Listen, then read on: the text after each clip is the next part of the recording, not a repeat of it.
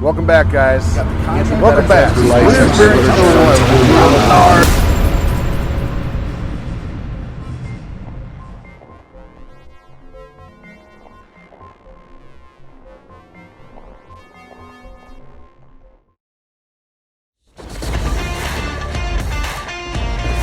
We're back. We got the contract price with Mrs. Smith signed, a lump sum contract for $34,500.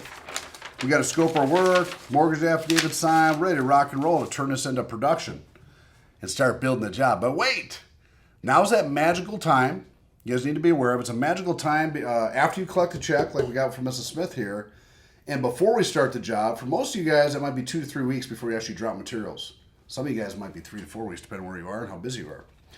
But you have a magical window after you collect a check and consummate the build contract. What does that mean, consummate a build contract? It means you got a contract price. It means money, also known as enumeration, has actually exchanged hands. It also means that you have a scope of work and usually a project start or timeline or end line, but that's not always required in most states. Contract price, money exchange hands, a scope of work is what is considered a formal build contract.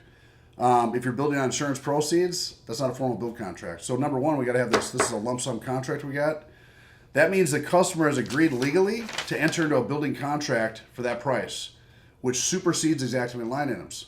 It's a different conversation we're going to have with that desk adjuster than usual because we're not going to submit the exactement line item, which we know adds up to $34,500. We're actually going to submit our contract price and let him know that we've collected our first check, we've ordered materials, and that we are proceeding with the job. But as a courtesy call, we're going to let them know what that price is based on the fact that they are about $6,000 shorter. So guys, another thing about consummating a build contract, oftentimes if you do something, that means have I put a tarp on a roof? Did I fix a window screen? Did I order materials? Which could also mean just creating a purchase order. So doing something to engage in that contract besides collecting money makes it more of a consummated build contract. In this case, all I'm going to do is have my production department issue a purchase order to the supplier for materials, which means I did something and I committed financially to the job.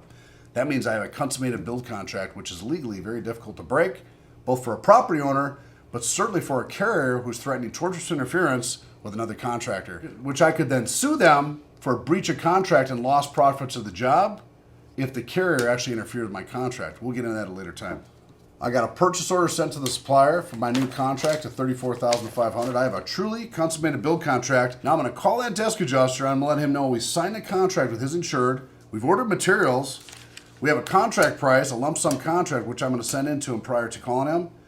But we're going to hold that job. We're going to hold that job and not actually start it until he acknowledges our price.